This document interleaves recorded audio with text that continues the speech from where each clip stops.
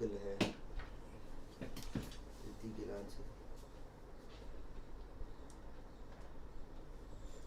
उससे छुपा रहा हूँ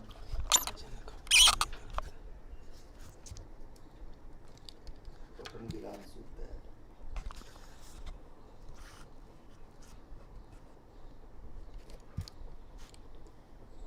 उस छुपा रहा हूँ मार सब अपन ने पार्टी शुरू यार ये तो ये भी आप तो चाहता हूँ ना शेर पटेल ये यार मुझे शुभ चैंटिंग मुक्ति तो होती थी ए Ram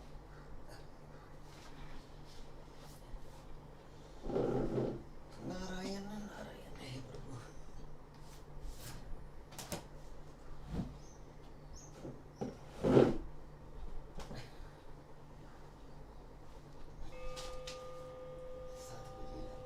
Battery low, please charge now. Connected to PLD laptop.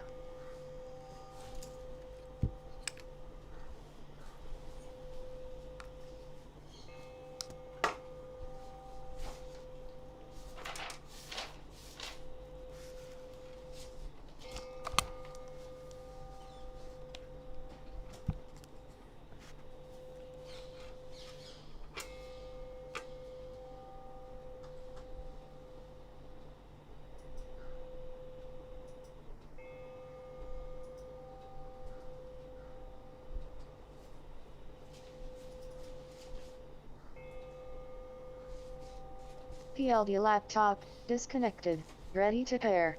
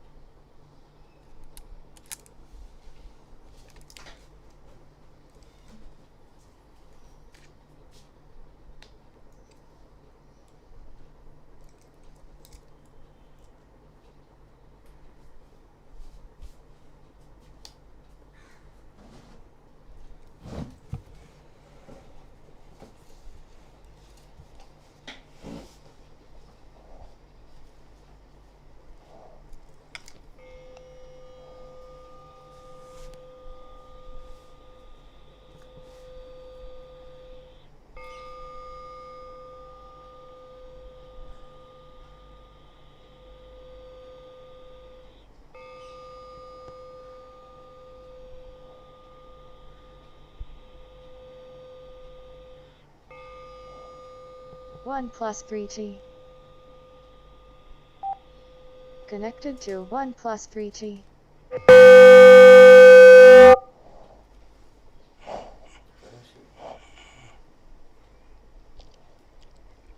Morning chanting, page 2. Yaso Bhagava Arhan Samma Sambuddho Sakato Yena Bhagavata Dhammo Supatipanno Yassa Bhagavato Savaka Sangho Tamayang Bhagavantan Sadhammang Sasangang Imehi Sakare Yatarhanara Pitehi Abhipujayama Sadhuno Bante Bhagava Suchira Parini Bhutopi Pachima Janatanukampama Sa Ime Sakare Dugat Pranakar Bhuti Swati Janha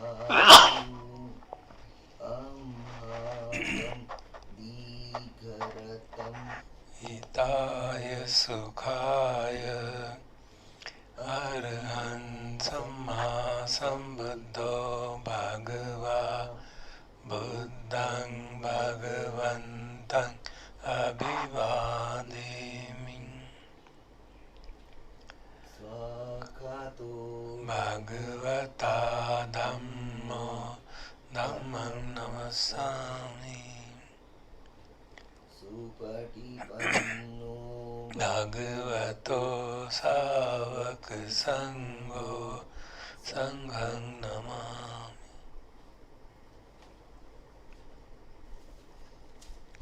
खण्डमयं बुद्धस्य भगवतो पुब्बभागनमकारं करोमसि नमो तस्स भगवतो अरहतो सम्मा सम्बुद्धस्स नमो तस्स भगवतो अरहतो सम्मा सम्बुद्धस्स नमो तस्स भगवतो अरहतो सम्मा सम्बुद्धस्स त्रिरत्न वंदना हन्मयं रतनतय प्रणाम गाथा यो जीव संवेग परिकीर्तन पाठं च प्रणामसि बुद्धो सुशुद्धो करुणा महानवो यो चन्त शुद्धभरज्ञानलोचनो वन्दामि बुद्धमहमादरे तं धम्मोऽस्मदीपो वियतस्य सत्तुनो यो मग्गपाकमतभेदभिन्नको लोकुत्तरो यो तदत्तदीपनो वन्दामि धम्मं महमादरे तं संघो सुखेताभ्यतिखेतसन्नितो यो दिट्ठसन्तो सुगता बोधको लोलप्पहीनो हरियो सुमेधसो वन्दामि सङ्घं अहमादरेण तं पुण्यं मया यममम समुपद्रवा माहुन्तु ते तस्य प्रभावसिद्धिया इध तथा गतो लोके उपन्नो अर्हं सम्मा सम्बुद्धो मूच दीसितो नियानिको उपशमिको परिनिब्बानिको सम्बोधगामी सुगत भवेदितो मयं तं धम्मं श्रुत्वा एवं जानामि जातिपि दुःखा जरापि दुःखा मरणमपि दुःखं शोकपरिदेव दुःखदोमनस्य उपायासापि दुःखा अप्येहि संपयोगो दुःखो प्येहि विप्रयोगो दुःखो यमपि इच्छं न लभति तमपि दुःखं संकित्तेन पञ्चुपादानखण्डा दुःखा ते यतिदं रूपोपादानखण्डो वेदनोपादानखण्डो संज्ञोपादानखण्डो संखारोपादानखण्डो विज्ञानोपादानखण्डो ये संपरिण्याय धर्मानोऽसो भगवा एवं बहुलं सावके विनेति एवं भागा च पनस्य भगवतो सावकेषु अनुशासनी बहुला पवर्तते रूपम् अनित्यं वेदना अनिच्चा संज्ञा अनिच्चा संखारा अनिच्चा विज्ञानं अनिच्चं रूपम् अनत्ता वेदना अनत्ता संज्ञा अनत्ता संखारा अनत्ता विज्ञानम् अनत्ता सब्बे संखारा अनिच्चा सब्बे धम्मा अनत्ताति वर्ष में बोलो वयम् ऊति नामः जातिया जरामरणेन सुखे परिदेवे दोमनस्से उपायासे दुःखो तिन्ना दुःख परेता अप्पेव नामिमस्य केवलस्य दुःख खंदस्य क्रियाय पन्यायेताति।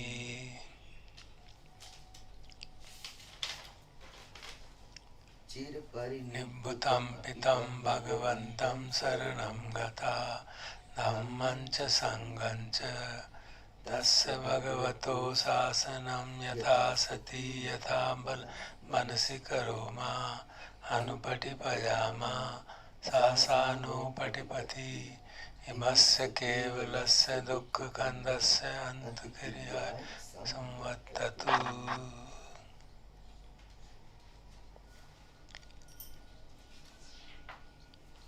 अब हम कश्यप भुजंगा का पाठ करेंगे।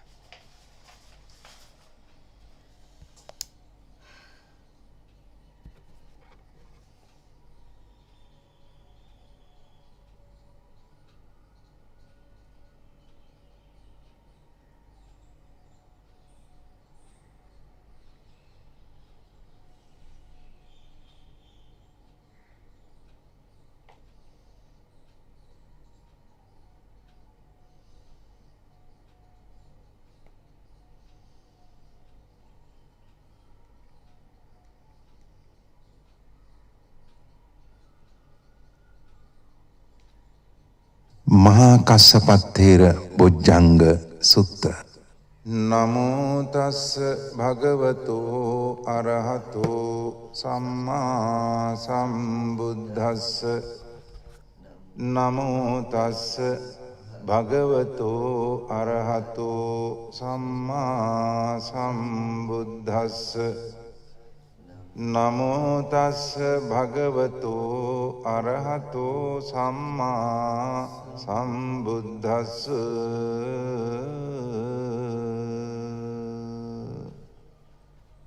එවං මේ සුතං ඒකං සමයං භගවා රාජගහේ විහෙරති වේලුවනේ කලන්දක නිවාපේ.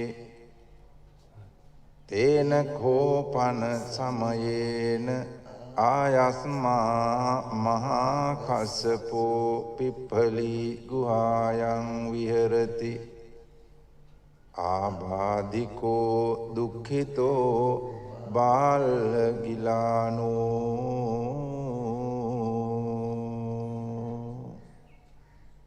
අතකෝ භගවා සායන්න සමයං පතිසල්ලානා බුද්ධිතෝ යේනායස්මා මහා කස්සපෝ තේනුපසංකමී.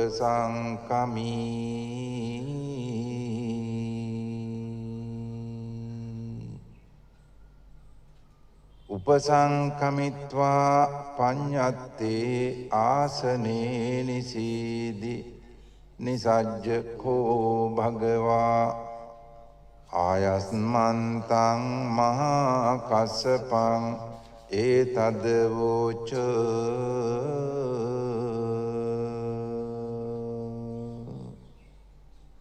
කච්චිතේ කස්සප කමනීයං කච්චි යාපනීයං කච්චි දුක්ඛා වේදනා පටික්කමන්ති නෝ අභික්කමන්ති. පටික්කමෝසානං පඤ්ඤායති නෝ අභික්කමෝති.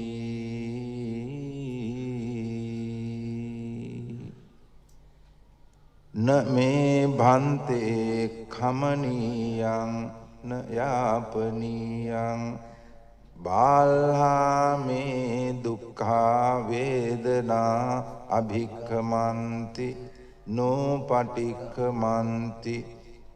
අභික්කමෝසානං පඤ්ඤායති නෝ පටික්කමෝති.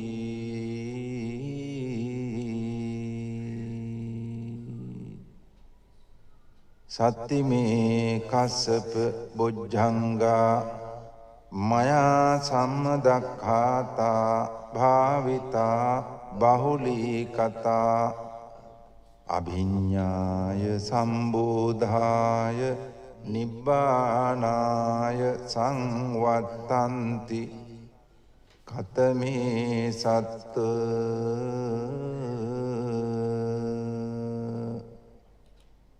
සති සම්බොජ්ජංගෝ කෝ කස්සප මයා සම්මදක්ඛාතෝ භාවිතෝ බහුලීකතෝ අභිඤ්ඤාය සම්බෝධාය නිබ්බානාය සංවත්තති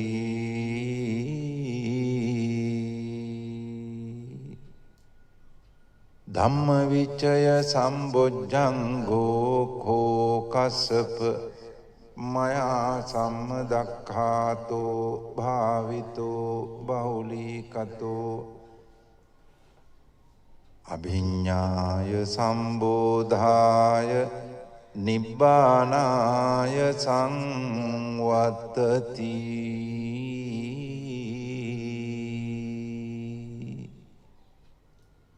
විරිය සම්බොජ්ජංගෝ කෝ කස්සප මයා සම්මදක්ඛාතෝ භාවිතෝ බහුලීකතෝ අභිඤ්ඤාය සම්බෝධාය නිබ්බානාය සංවත්තති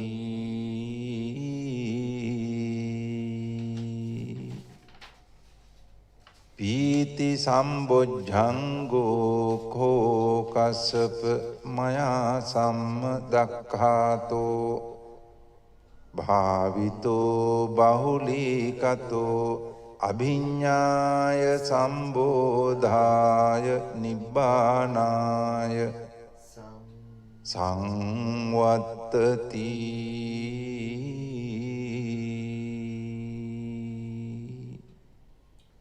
පස්සද්ධි සම්බොජ්ජංගෝ කෝ කස්සප මයා සම්මදක්ඛාතෝ භාවිතෝ බහුලීකතෝ අභිඤ්ඤාය සම්බෝධාය නිබ්බානාය සංවත්තති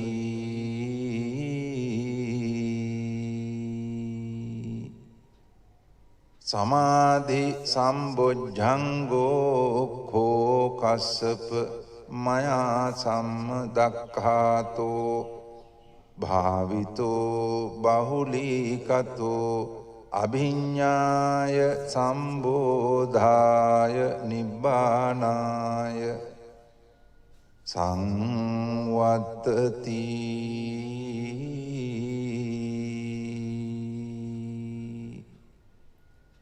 උපේක්ඛා සම්බොජ්ජංගෝ කෝ කස්සප මයා සම්මදක්ඛාතෝ භාවිතෝ බහුලීකතෝ අභිඤ්ඤාය සම්බෝධාය නිබ්බානාය සංවත්තති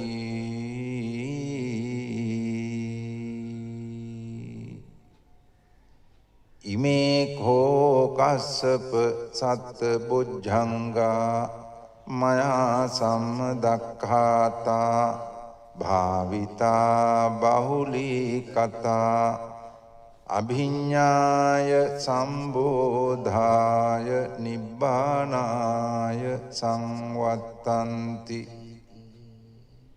තග්ග භගව බොජ්ජංගා තග්ග සුගත බොජ්ජංගාති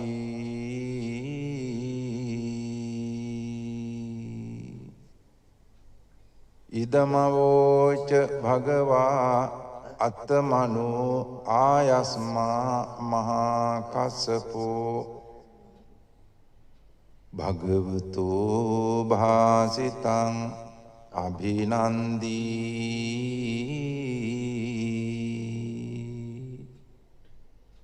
උත්ථාහි ඡායස්මා මහා කස්සපෝ තම්මා ආබාධා තථා පහිනෝ චායස්මතෝ මහා කස්සපස්ස සෝ ආබාධෝ අහෝසීති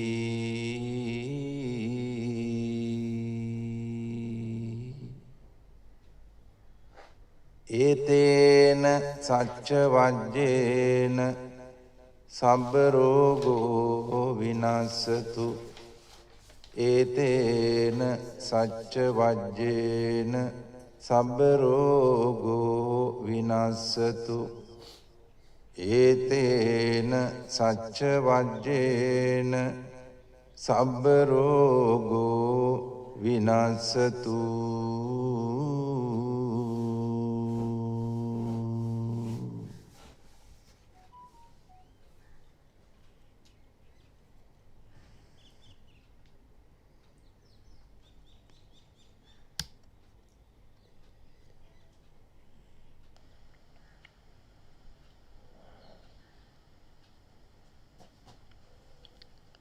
We'll now meditate with the reflection by Lumpur Sumedho. The underlying embrace of metta is always there.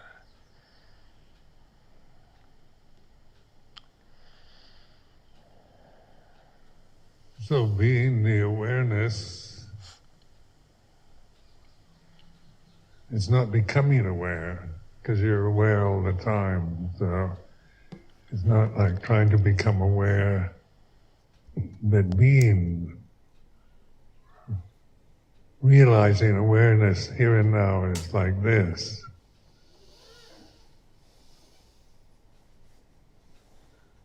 When you think words like becoming aware, then it reinforces a sense of you're a separate entity as your ultimate reality that isn't aware, and then you become aware.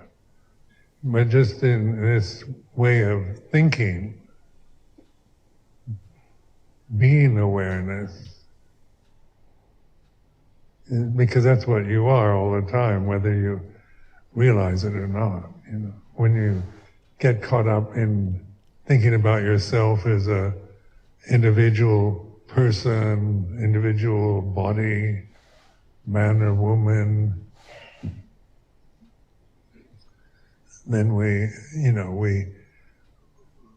aware. Consciousness doesn't fold up or collapse, but we're attached. We attach to these identities.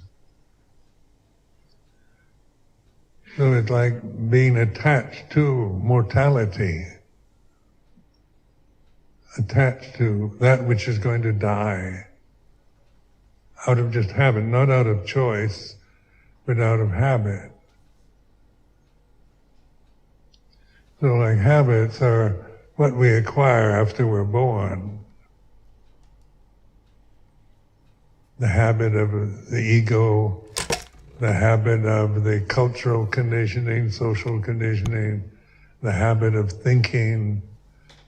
So this kind of grasping, identifying, holding to these conditions is, the causes of suffering.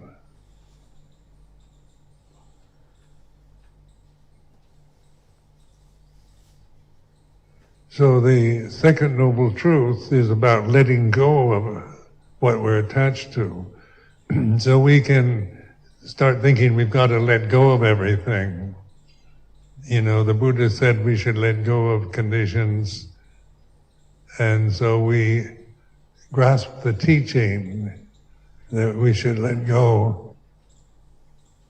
So one time I remember in England a woman said, Ajahn Sumedho, I'm so attached to my children, I can't let go of them. And so I said, letting go doesn't mean, getting rid of them. The Buddha is not saying you've got to get rid of your children to prove you're not attached to them.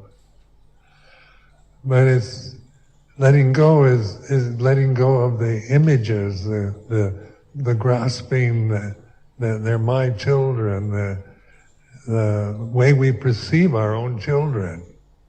the perceptions, the kind of assumptions and attitudes that we form around our parents, around our children, relatives. These are perceptions.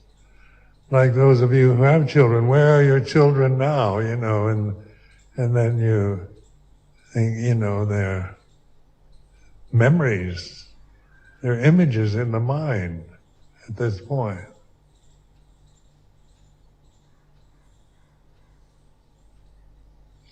I remember in a retreat at Amaravati asking everybody, where is your mother right now? Just in terms of the reality of being aware at this moment. Where is your mother? And of course it's a memory. We think of our mother, and we assume she's at home. But that's an assumption. The actual reality is the perception of mother is a sankhara that we grasp in the present. And so just the thinking of mother brings up emotions, memories in the present when mother is not physically present.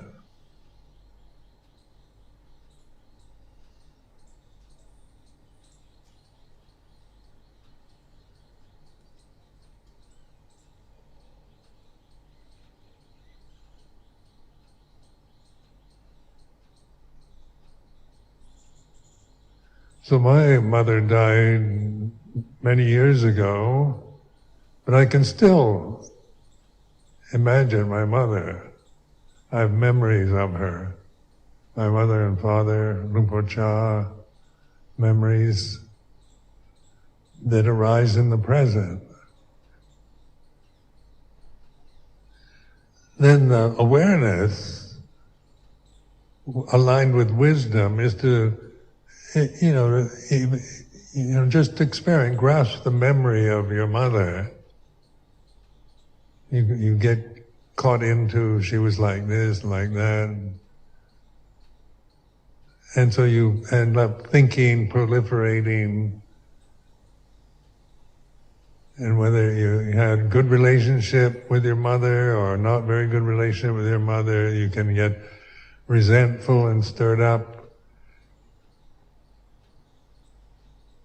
Which has nothing to do with being here and now. It's just the proliferating ability to remember. When someone we love dies, what we have left is a memory.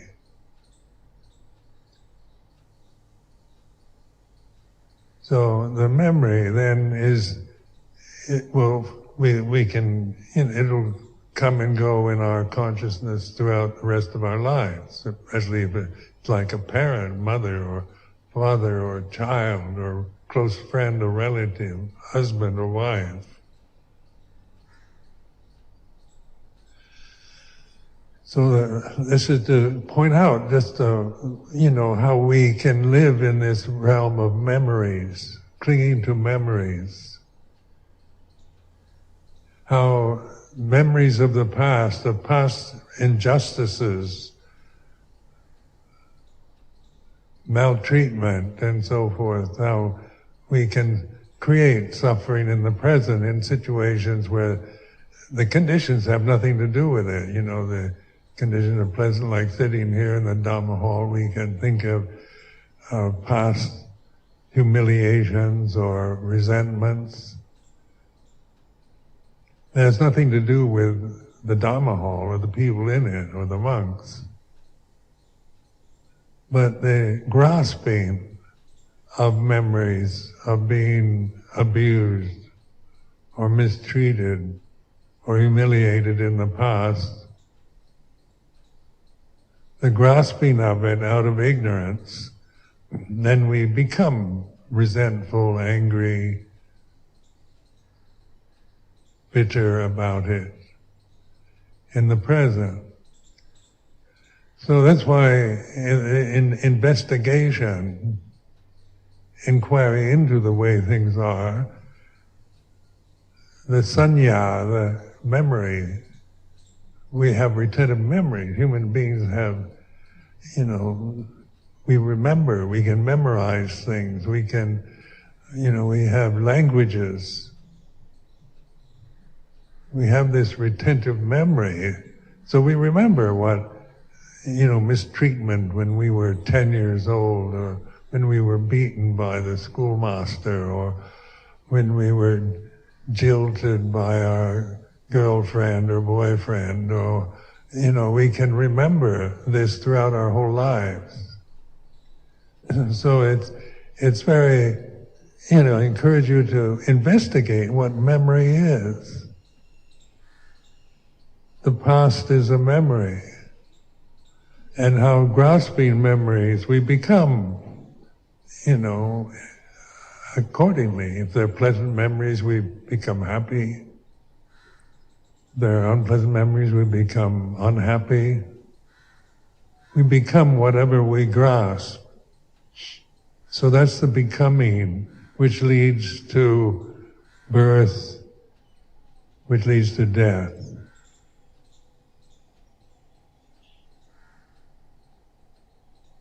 So it's like desire, dana, grasping desire, upadana, becoming what we're grasping, bhava, and then it's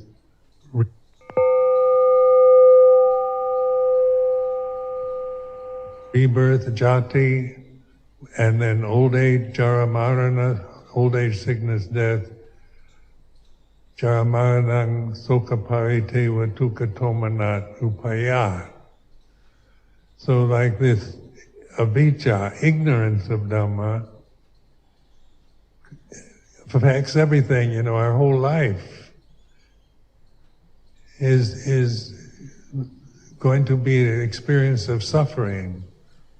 Because everything, everything we hold to and grasp is going to change.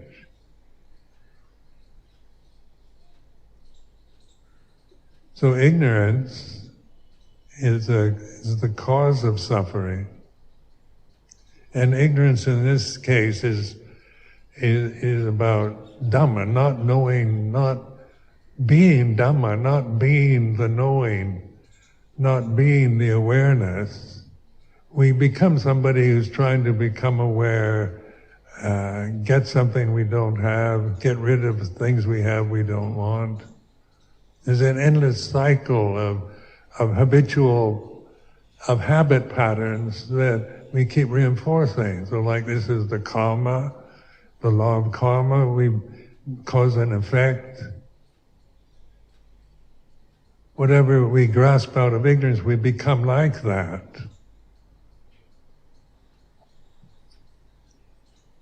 So like sila, morality, is at least a standard of behavior, of action and speech, which we tend to not, even in spite of our anger, resentment, desire for revenge, or fear and jealousy, we determine not to act or speak on these particular emotions. So sila is like a foundation for life. To develop self-respect and to be responsible for action and speech. Some people don't take any responsibility for what they do or say, they just react on impulse, following their immediate emotion condition that they're grasping. They become like that, without reflection, without any standard, such as the 5 precepts, to refer from. These are standards we adopt, they're human-made standards. just about action, physical action, how we use our bodies and our ability to speak. But in terms of here and now, you can't make moral judgments about thoughts or emotions. You can't pass moral. We can't apply morality to the mental states. They arise and cease according to conditions. But in terms of action and speech, then we can take responsibility. So if we want to murder somebody, we don't do it. If we feel like telling a lie to somebody, we refrain from it. But it's not immoral to feel murderous or wanting to tell lies and things like that. Those are conditions that arise and cease. And they're not self. The world, in a sense, world that we're experiencing is about heaven and hell, happiness and suffering, about right and wrong, good and bad. It's not like you're creating it. You as a person are responsible for your emotions and thoughts. But we can be responsible for action and speech. So that's the sila, the 5 precepts.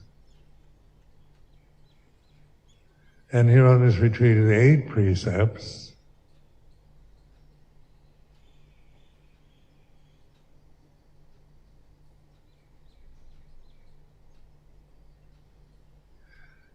I was brought up as a Christian, so the sense of Christian morality was even angry thoughts were immoral. Sexual fantasies were immoral. To feel lust was immoral. So you as you're growing up, you get very confused because you do have angry or bad thoughts. Sexual energies arise in puberty and things like this. And then you can only interpret it in terms of Christian morality as immoral. So you're a sinner. So you feel this sense of, that that there's something, off in you. There's something not right. And I told this story about when I was about 9 years old. I was on public transportation in Seattle, trolley cars, and I was, small then, a small boy standing on a crowded bus, a trolley, and surrounded by adult people who were standing above me. And I started getting these terrible thoughts, really evil, terrible thoughts in my mind. And it scared me. I thought, this is, I must really be a bad person, a bad boy. It's only bad people have these kind of thoughts. So it made me frightened of myself, what dark forces are lurking inside me that I can't control. Because I didn't choose these evil thoughts. Maybe I was picking it up from some of the adult people around me because I was still quite innocent at that point.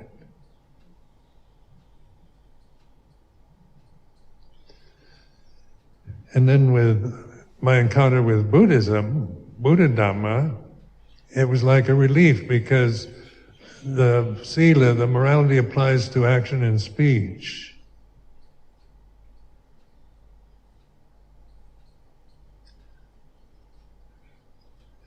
But for mental phenomena, evil thoughts, negative emotions and so forth are not about morality anymore. They're about the way things are.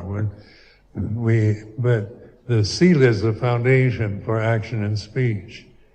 In terms of mindfulness, we're aware, like an evil thought is sankhara. So your relationship to it is knowing, and knowing this mindfulness, knowing a thought, say it's an evil thought. If you grasp it, then you become guilty, or you act on it, or speak on it, or you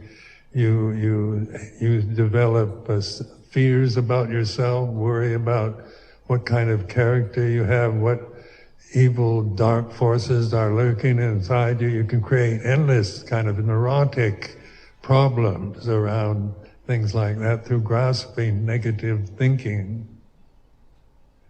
But if you trust your awareness,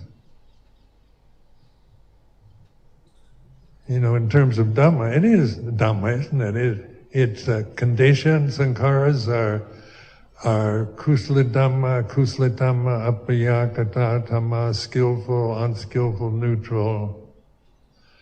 So conditions have quality. They can be skillful, neutral, or unskillful.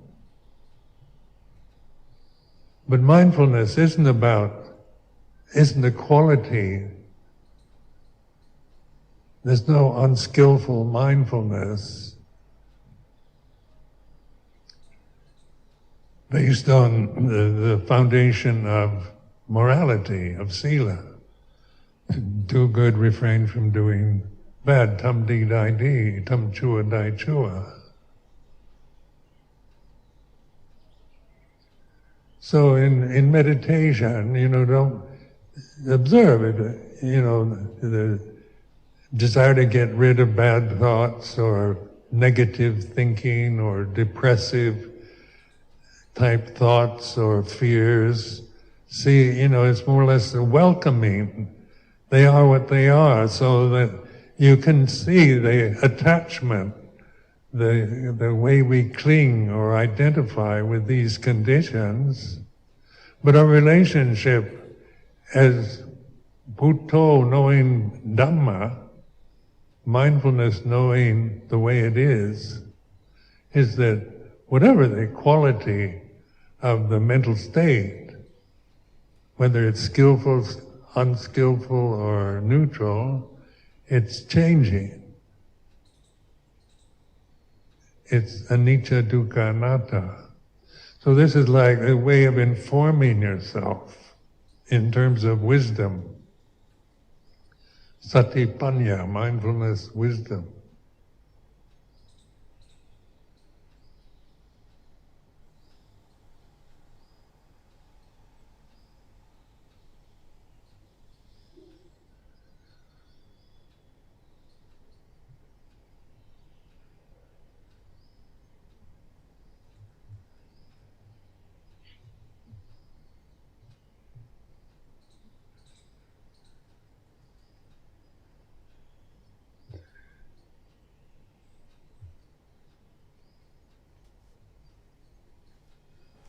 One time I was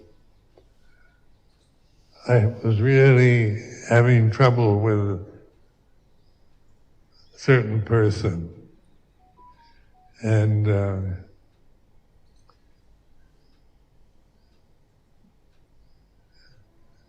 he was giving me a pretty, difficult time, criticism and backbiting and things like this. So I developed, a strong aversion to this. Just the thought of this person would arouse, contempt and aversion and anger, resentment. And then one day we're going to have a meeting where this person would be present. So the night before, I thought, just the thought of having to sit through a meeting with this person in the room, just in my kuti, thinking about this person long before it was time to meet this person. It was in the evening. Suddenly, I just felt, this sense of anger and resentment. And so I started clinging to this anger and resentment. I decided I'm not just going to try to be a good monk and dismiss it and try to spread metta to somebody that would arouse such strong negativity. So I started writing on paper. I had this pad of paper and I started writing out my anger. And I determined that this was not like voodoo. I'm not sending curses to anybody and wishing them ill will. This is just a kind of purification technique, making conscious the negativity, the anger, the resentment. And so I filled about 3 pages of nasty thoughts. And then, I kept trying to think of something more horrible I could say about this person. And after 3 pages, I couldn't think of anything more. My ability to imagine any more criticisms, nasty comments, insults, blame, and so forth, it just completed. I couldn't arouse anything more. And then I asked myself, with this mind, it's now free from this anger. It can't create any more angry thoughts or images. What does this mind say now to this person? And it says, I love you. So underneath all this anger and resentment, that we tend to grasp and believe in, is beneath that is metta, is loving kindness. It's quite a surprise because the only thing I could say when I kind of had fully exhausted my anger and resentment, the only word that would come up was, I love you.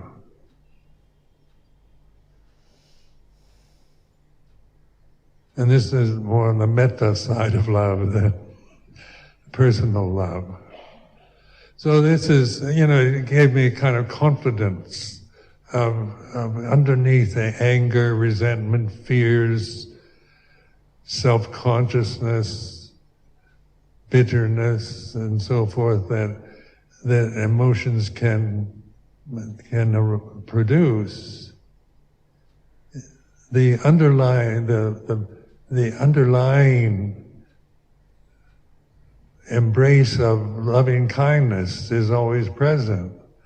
So when you just reflect on this, in spite of all the mistreatment and justified anger and resentment, sometimes it's justified. Sometimes we have been mistreated, misunderstood, humiliated intentionally by others and blamed for things we haven't done and so forth. So that, it's not just that we're making up, out of neurotic self-aversion or projections onto others, scenarios that are, that we create. But sometimes, life can be very unjust, very unfair. Some people don't, hate us or fear us or are jealous of us. We have to live in a world, of society where we have, with families, with co-workers in offices and factories and so forth, where there's all these human individuals grasping their limitations as themselves. So there's inevitably there's inevitable conflict because the conditions are never going to be the same. We can't all feel the same way about the boss or about one of the workers, or we can be jealous of them, or we can be very critical of them. We can be critical of ourselves, critical of the boss.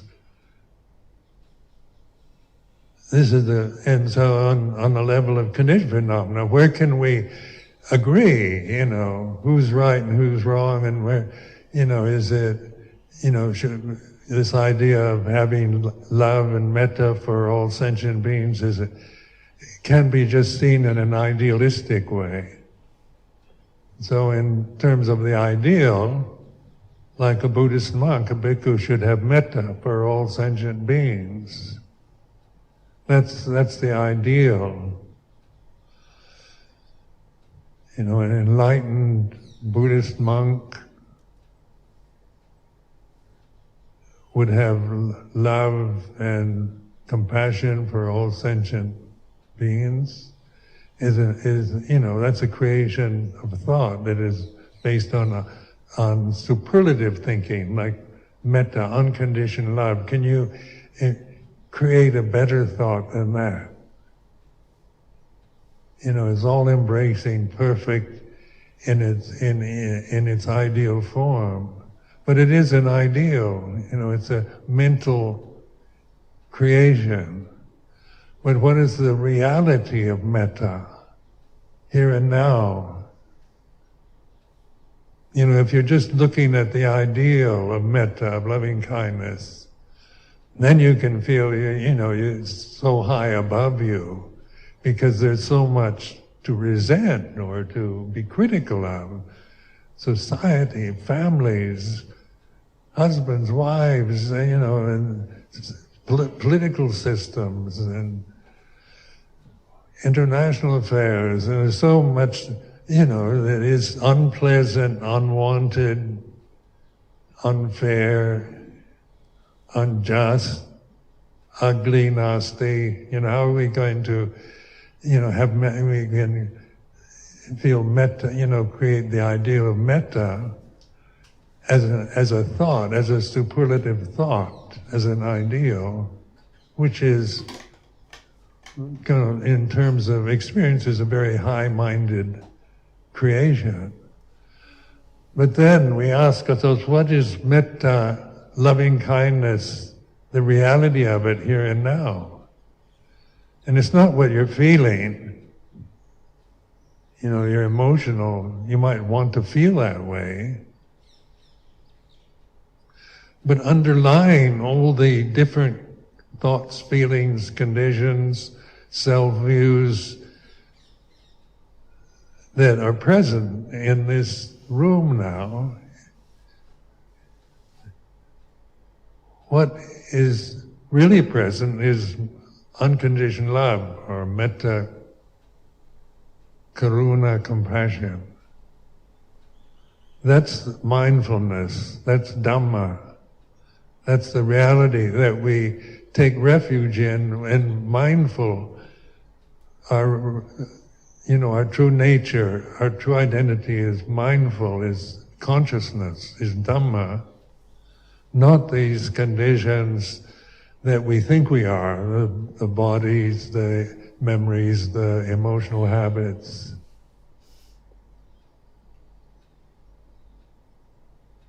So then metta is no longer just being very nice and idealistic, but it's reality itself. Underlying all this confusion, strife, changing conditions,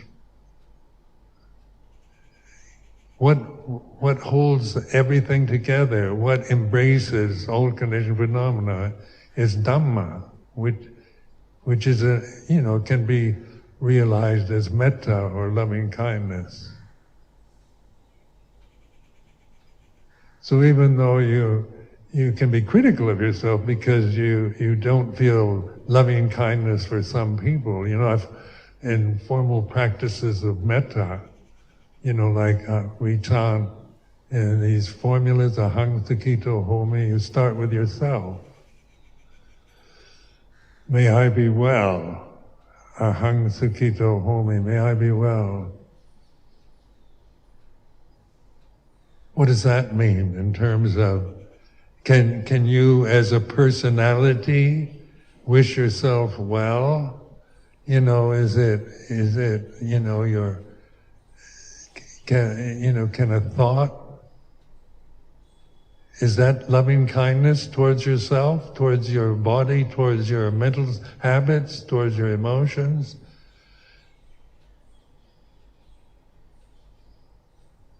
So, because of a cynical tendency I have, I used to find it easier to spread metta to 1 billion Chinese in China than to myself. Because when I thought of myself, when I think of myself as a person, I'm critical. I tend to criticize, see too many flaws, weaknesses. So, ahang sakito, may I be well, it used to bring up this kind of cynical reaction, like it's smarmy and unreal and untrue. But 1 billion Chinese that are no threat to me at this moment, not here. I could do that with no problem. Or I noticed the monk sitting next to me who's being really irritating. It's difficult to feel loving kindness for it. Or, I lived during the Thatcher period in the UK, Margaret Thatcher. And most people didn't like her at all. So you do, on a meditation retreat, you spread loving kindness towards yourself and then to all sentient beings, and then I'd say Margaret Thatcher, and you feel suddenly this kind of resistance.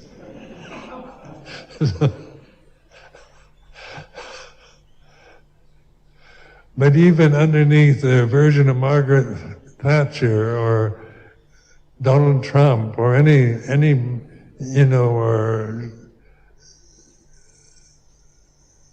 Kim Jong-un or any of these present leaders of nations who arouse negative emotions, fears, underlying all that aversion, criticism is loving kindness. It's reality here and now. So it's not like a creation. It's not a superlative thought pattern that we grasp. But when you say ahang sakito homi, may I be well, it's an attitude towards what you're feeling. Having metta for anger, for aversion, for jealousy, for fear, meaning you're not approving of it or acting or speaking on it, but you're welcoming it. It is a condition that has appeared. And if it appears, you accept it. Embrace it, let it be, and then it disappears. And loving kindness, metta, is both for its presence and its absence. Because all conditions are not self. They're not what you believe. You're not what you think you are, or what you've been told you are, or what you habitually believe or assume you are. It's not about assumption, about seeing yourself in terms of limitations, adjectives of good, bad, right, and wrong, but what you really are at this moment, that you can prove, that is the The certainty of this moment that is a fact is that you're conscious. You know that.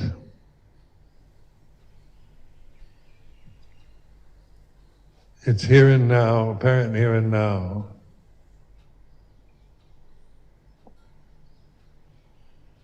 So this knowing then is awareness, which is non-critical. It's not knowing about things, whether they're good or bad, right or wrong anymore, but it's about conditioned phenomena arising and ceasing. Sape sankarani cha, sape tama anatta.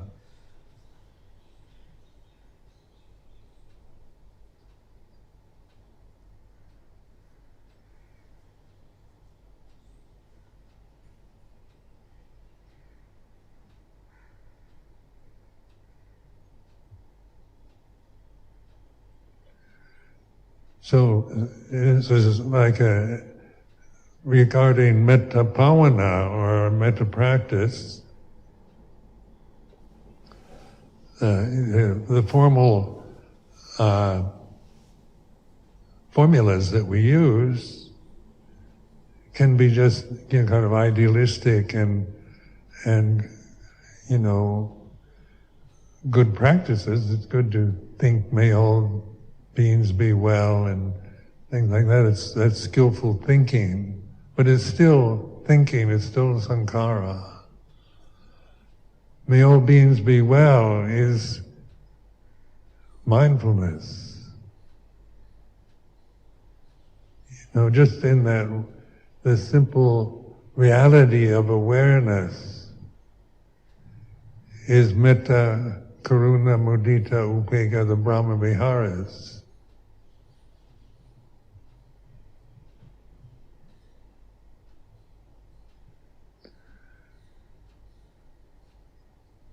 Because as you free yourself from delusion and see yourself and let go of the delusions you have about yourself and the world that you're experiencing, what remains, what Dhamma is love, loving kindness, compassion.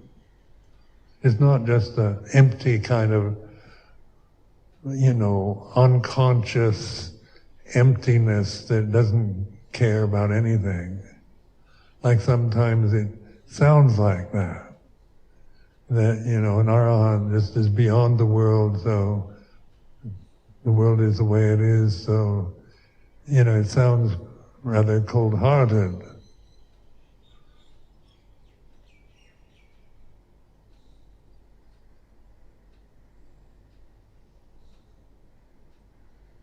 They call the divine abodes, like Brahma is a word for the divine.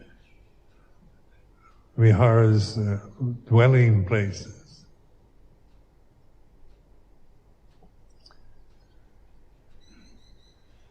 Abiding in divine abodes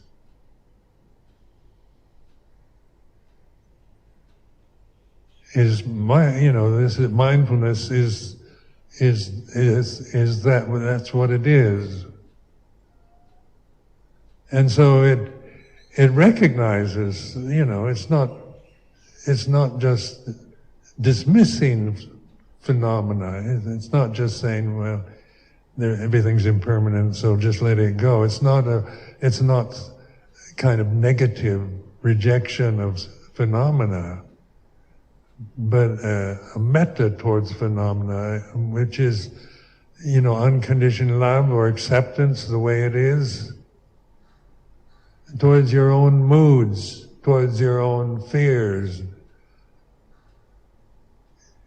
greed or anger, delusions of all sorts.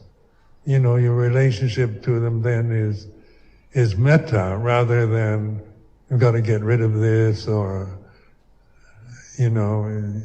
seeing it in highly personal terms as something dangerous you've got to reject or get rid of, or you start making problems about, why do you get angry? And you start figuring out, analyzing why you have all these irrational fears, and you end up going around in circles, thinking about yourself as sankharas, endless supply of unrelenting sankharas. Where with mindfulness, awareness, consciousness isn't critical. It's not judgmental. So whether it's good or bad, right or wrong, awareness knows it's like this. In terms of action and speech, with the physical bodies, we act on what is skillful and refrain from acting on what is unskillful. Because we have to live, our lifespan of our physical forms, so it's the physical forms, what are they? We're responsible for their action and speech.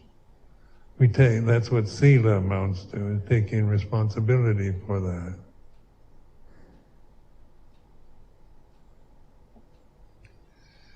But then in terms of what you're thinking and feeling, you can't be responsible for that, but you can know it in terms of all conditions are impermanent, all Dhamma is not self. So oftentimes people will, one time I remember a English woman was on a meditation retreat about metta, developing metta.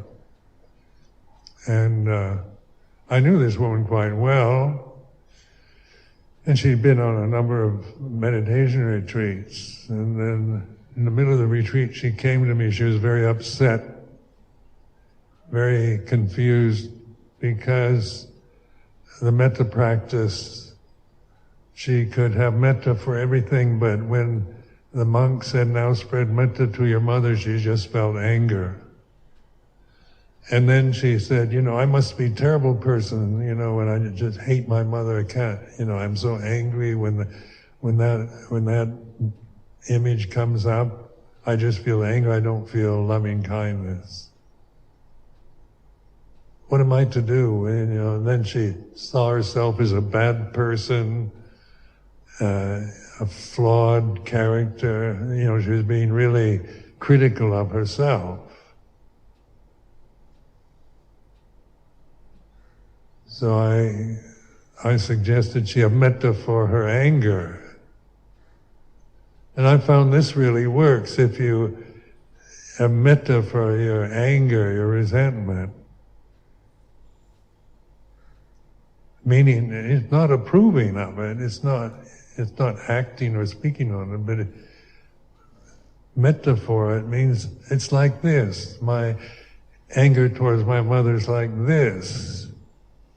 And it's allowing it to be what it is, and it ceases. So it's a way of kind of purifying the whole process. You can, if you feel this anger and resentment towards anybody, and especially someone like your mother, who you're supposed to love, then, you can only feel self-critical, or you say, you blame your mother for all your suffering, or different reactions of proliferating thoughts.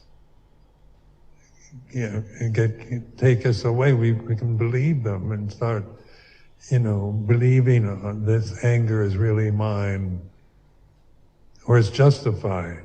We might make a case for a mother that wasn't very kind or compassionate. But in terms of metta, it's non-judgmental. May all beings be well, so it's not just good ones, or our loved ones, or our beloved cat or dog. It's in the sense of metta for mosquitoes and flies,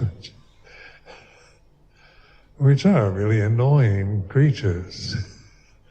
But at least, this attitude, we have metta for the aversion you have to them. I mean, it's like this, and you want to kill a mosquito or a fly because it's so annoying. And then you say, I should have metta for all sentient beings, and then you get carried away with I can't have metta for flies or mosquitoes, I hate them. These kind of annoying insects. But you can have metta, which is for the emotion of aversion and wanting to annihilate them, is like this. And you don't do it. You refrain from action, speech.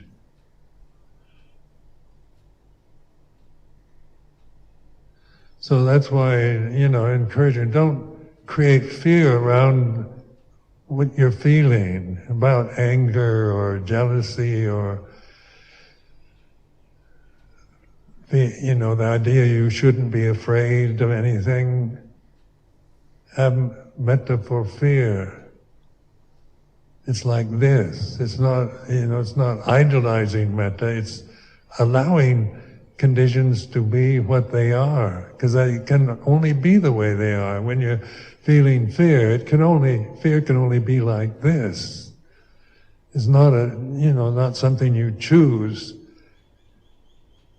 but the conditions for fear arise, and this is what you're feeling. And metta then it's like this, allowing it to be, welcoming it, accepting it. It is what it is.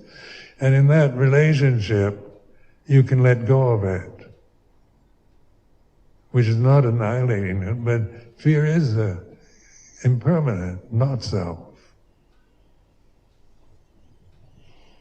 So the first question this evening was a request that Lumpur speak about gratitude to parents, because he's done so beautifully in the past, and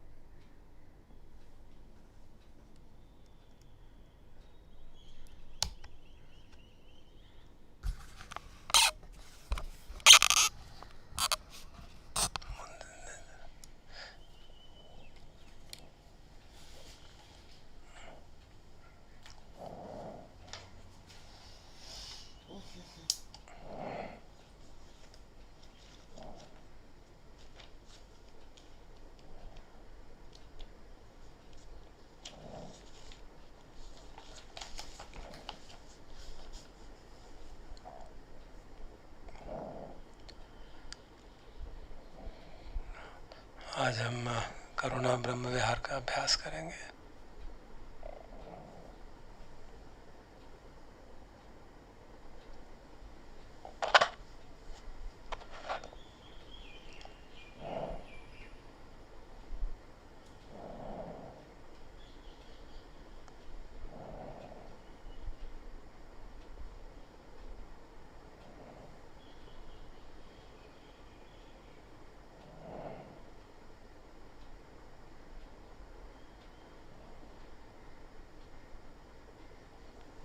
करना ब्रह्म विहार का आधार, जैसे हमने कहा, आलम्बन। दुखी प्राणी होते हैं, दुख होता है। इस समय दुख की बहुतायत, हमारे देश में भी ये महामारी बहुत भयंकर रूप ले रही है। हमारे अपने शहर में, देश में, विश्व में भी कई देशों में, और इसके अन्य अन्य तरीक़ों से लोग अत्यंत कष्ट में, दुख में। जो लोग बीमारी के कारण मृत्यु को प्राप्त हुए, उनका शरीर भी दाह संस्कार तक करने की परिस्थिति नहीं बैठ पा रही दिल्ली में। तो ये सब सुन के देख के बहुत कष्ट होता है। तो समता बना के, पहले तो समता रख के, और मन में ये भावना स्वयं जागती है कि किसी प्रकार ये सब दुख दूर हो।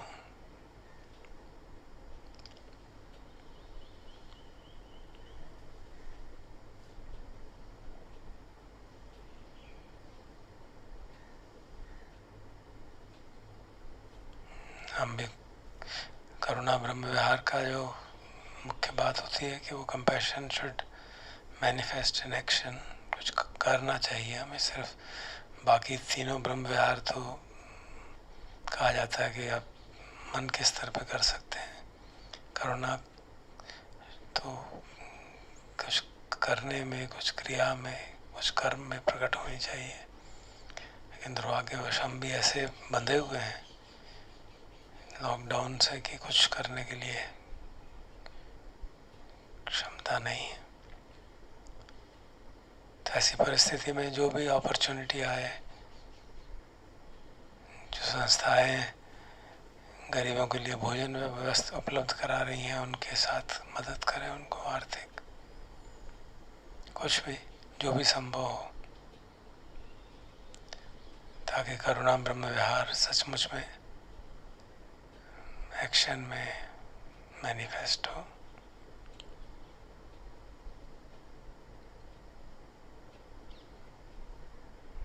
परिस्थिति को देख के व्यथित होना करुणा ब्रह्म विहार के लिए ऑब्स्ट्रक्शन है। तो इसलिए चित्त को समाहित कर, समता में स्थापित कर, फिर दुख के बारे में विचार कर मन में ये भाव जगाए कि सभी प्राणी दुख से मुक्त हों।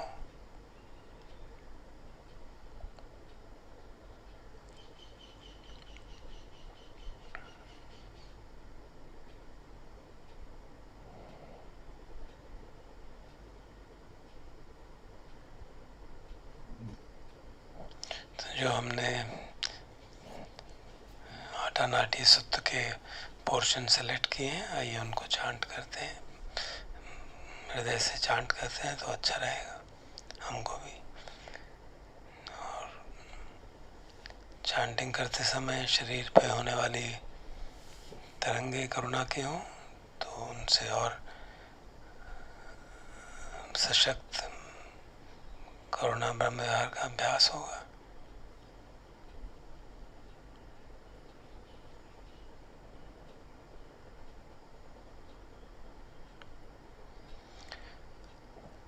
वचसा मनसा चैव वन्दामेते तथागते शयने आसने ठाने गमने चापि सर्वदा सदा सुखेन रक्षन्तु बुद्धा सन्ति करातुवं तेहि त्वं रक्षितो सन्तो मुक्तो सर्वभयेन च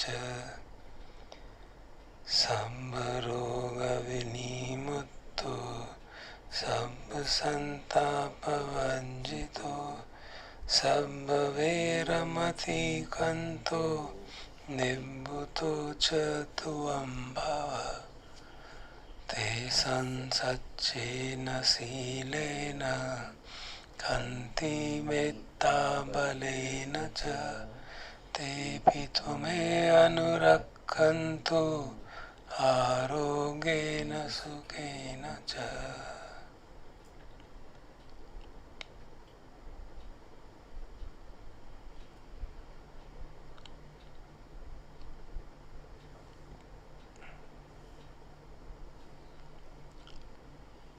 सभी बुद्धों, अरहंतों, मुक्त पुरुषों के मैत्री बल से, सत्य के बल से पारमियों से सभी के दुख दूर हों, ऐसी शुभकामना की हमने।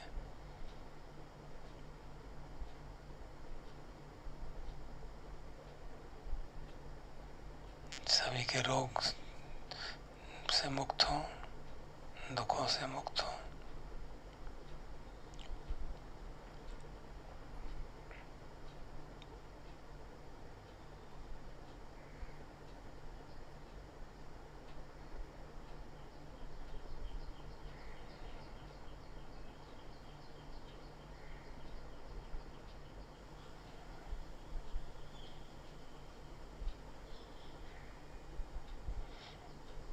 मान्यता है कि चारों कुछ दिशाओं में अलग अलग स्थान पे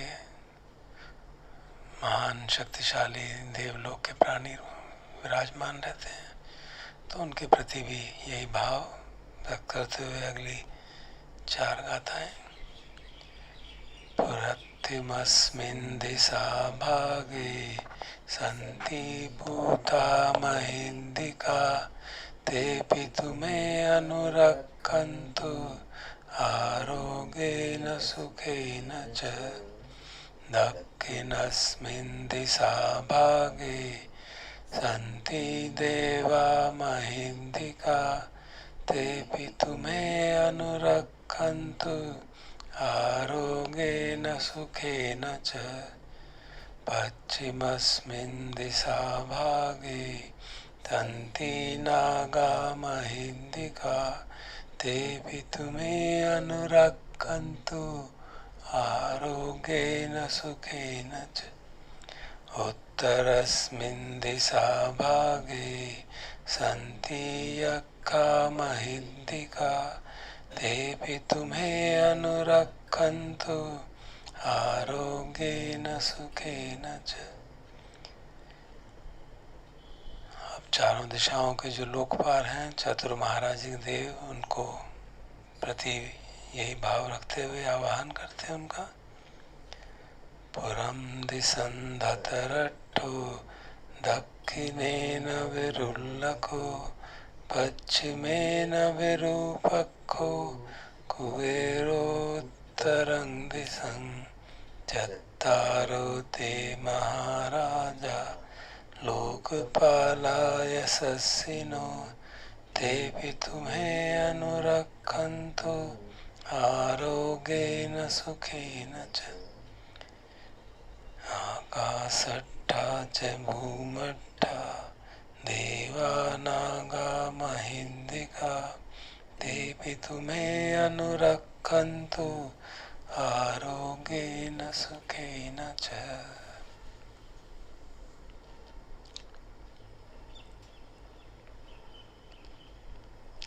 अब इन करुणा की तरंगों को महसूस करते हैं, सारे शरीर में व्याप्त होने का समय देते हैं।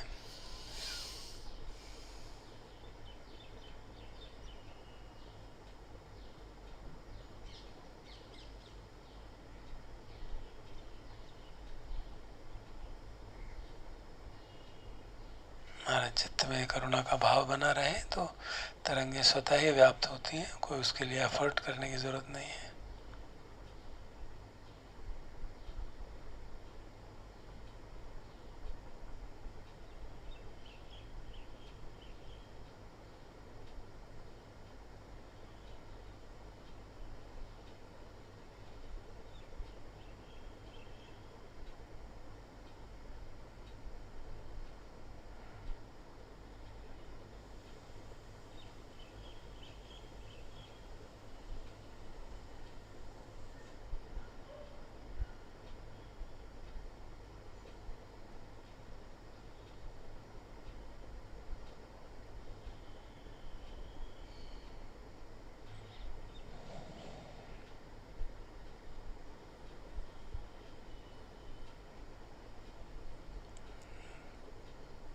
यदि मन हिलने लगे तो विचार करके परिस्थितियों के बारे में, लोगों के बारे में मन को एकाग्र रख सकते हैं। और भटक भी जाए तो कोई बात नहीं, जैसे मालूम पड़े वो अपने आप आ जाएगा, कोई यह बुरा मानने की, एफर्ट करने की ज़रूरत नहीं।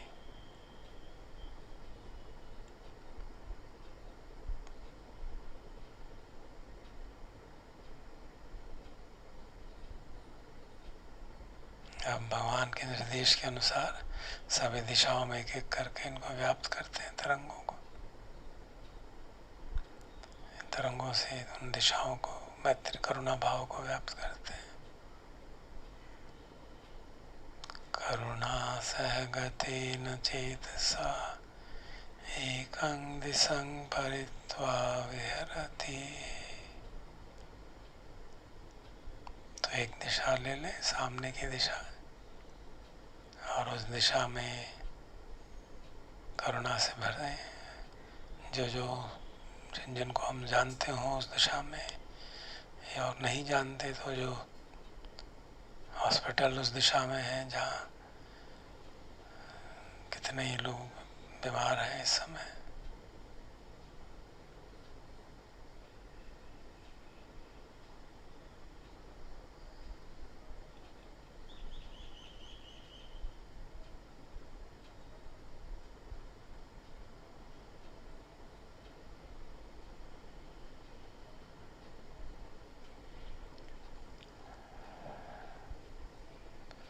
तथा द्वितीयं तथा तृतीयं तथा चतुर्थम्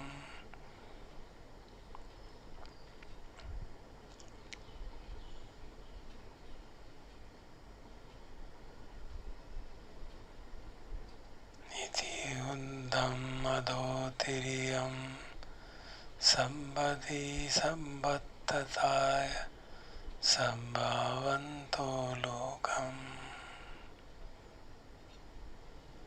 दसों दिशाओं की ओर एक एक करके उनका ध्यान करके उस तरफ के सभी प्राणियों को करुणा से व्याप्त करने का अभ्यास करते हैं।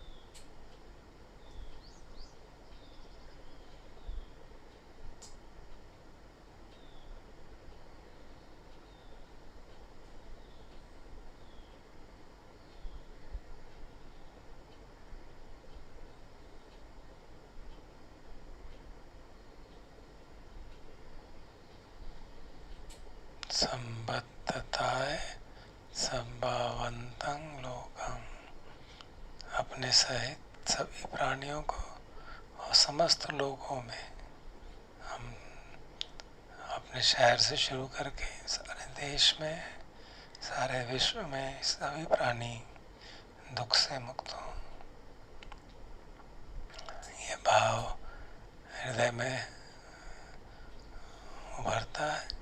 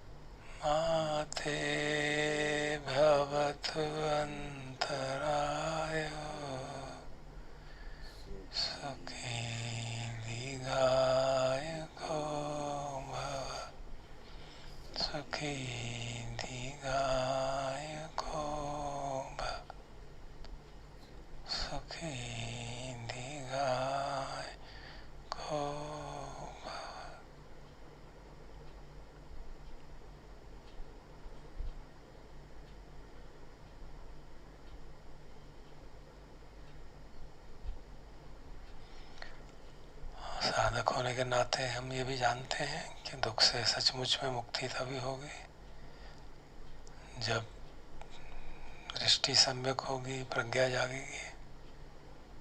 तो इसका समापन भी इन शुभकामनाओं से करें कि सबकी दृष्टि सम्यक हो, ताकि दुख का कोई कारण न जागे, तभी सभी प्राणी सुखी हों। सबे सत्ता सुखी हो तू, सबे होन्तु चखे मीनो, सबे भद्राणि पश्यन्तु मा किञ्चित् पापमागमः, मा किञ्चित् शोकमागमः, मा किञ्चित् दुःखमागमः।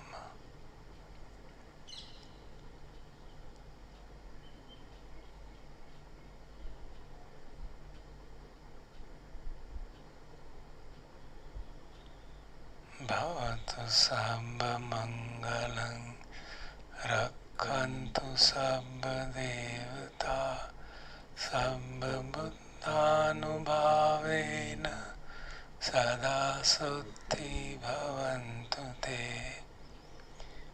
भवतु सर्वमङ्गलं, रक्षन्तु सर्वदेवता, सर्वधर्मानुभावेन सदा सुखी भवन्तु ते। भवतु सर्वमङ्गलं, रक्षन्तु सर्वदेवता, सर्वसङ्घानुभावेन सदा सुखी भवन्तु ते।